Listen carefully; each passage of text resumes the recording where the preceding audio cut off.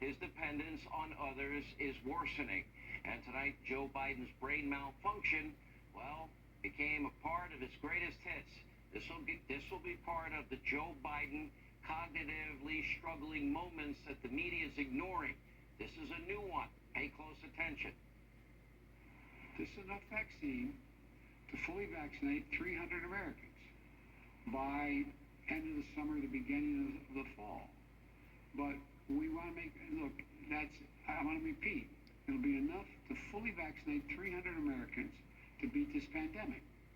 300 Americans. It's an amazing accomplishment, Joe.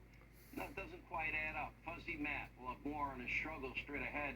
Obviously, Joe is easily controlled, manipulated, and kind of out of it, but the radical left is in charge. This is why climate-based socialism has been the centerpiece of the Biden administration through the first 2 weeks. And because Democrats think that we, the American people, aren't paying attention, they actually want you to believe that Joe's climate policies is a jobs plan.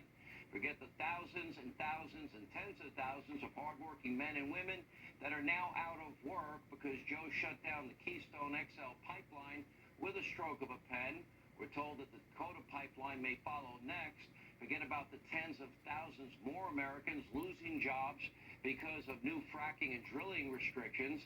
Forget about the thousands that got pink slips last week because Biden halted all the border wall construction. But according to the Biden administration, they're trying to sell this differently. None of it matters because they say a whopping 1 million new green energy jobs will magically appear and fill the void. Even the Associated Press, hardly conservative, calling this a farce and accusing the Biden administration of leaving out important context and, yes, using that fuzzy math. They even call Biden's million-job promise, quote, far from certain, if not unlikely. In other words, Joe Biden is lying.